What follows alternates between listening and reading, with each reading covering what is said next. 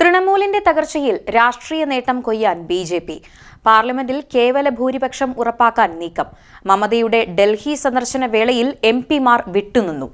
വിമത എംപിമാർ ബിജെപിയിലേക്കോ?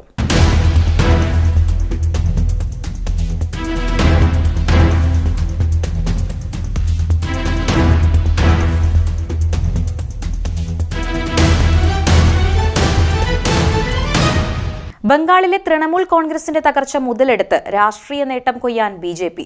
ഇടഞ്ഞു നിൽക്കുന്ന തൃണമൂൽ എംപിമാരെ വലയിലാക്കി പാർലമെന്റിന്റെ ഇരുസഭകളിലും കേവല ഭൂരിപക്ഷം ഉറപ്പാക്കുക എന്ന കുടില രാഷ്ട്രീയ തന്ത്രം ആരുമറിയാതെ നടപ്പിലാക്കാനുള്ള ശ്രമത്തിലാണ് ബിജെപി ദേശീയ നേതൃത്വം.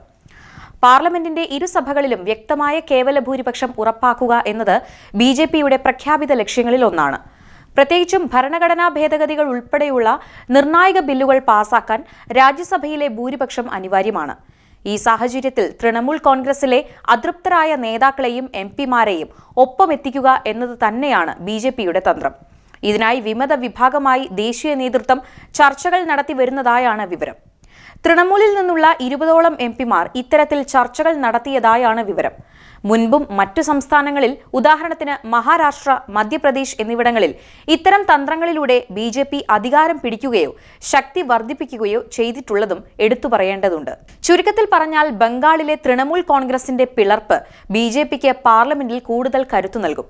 അതോടൊപ്പം പ്രതിപക്ഷ സഖ്യമായ ഇന്ത്യ മുന്നണിയുടെ തകർച്ച കൂടി പൂർണ്ണമാവുകയും ചെയ്താൽ ബിജെപിയുടെ രാഷ്ട്രീയ ആധിപത്യം അരക്കിട്ടുറപ്പിക്കുന്നതിലേക്ക് വഴി തുറക്കുകയും ചെയ്യും. ഈ സാഹചര്യങ്ങൾ മുൻകൂട്ടി കണ്ടുകൊണ്ടാണ് നിലവിൽ സംഘപരിവാർ നേതൃത്വം കരുക്കൾ നീക്കുന്നത്. അതിനിടെ കഴിഞ്ഞ ദിവസത്തെ മമതാ ബാനർജിയുടെ ഡൽഹി സന്ദർശന വേളയിൽ നിന്ന് എംപിമാർ വിട്ടുനിന്നത് രാഷ്ട്രീയ വൃത്തങ്ങളിൽ വലിയ ചർച്ചയ്ക്കാണ് വഴി തുറന്നിരിക്കുന്നത്. മുൻകാലങ്ങളിൽ മമത ഡൽഹിയിലെത്തുമ്പോൾ പാർട്ടി എംപിമാരുടെ വലിയ നിരയാണ് ഉണ്ടാവാറ്. എന്നാൽ ഇത്തവണ അത് അപ്രത്യക്ഷമായിരുന്നു. മമതയ്ക്കൊപ്പം അഭിഷേക് ബാനർജിയും ഡെറിക് ഒബ്രിയാനും മാത്രമാണ് ഉണ്ടായിരുന്നത്. മമത എത്തുന്നതിന് 2 ദിവസം മുൻപ് തന്നെ ഡൽഹിയിലെത്തി കാര്യങ്ങൾ ഏകോപിപ്പിക്കാൻ അഭിഷേക് ബാനർജി ശ്രമിച്ചിരുന്നു. പല പാർട്ടി എംപിമാരെയും ബന്ധപ്പെടാൻ ശ്രമിച്ചെങ്കിലും ഫോണിൽ ലഭിച്ചില്ല. പലരും കോളുകളോട് പ്രതികരിക്കാനും തയ്യാറായില്ല. പാർട്ടി നേതാക്കളെ കൊണ്ട് സജീവമായിരുന്ന അഭിഷേക് ബാനർജിയുടെ വസതി ഇപ്പോൾ തിരക്കൊഴിഞ്ഞ നിലയിലാണ്.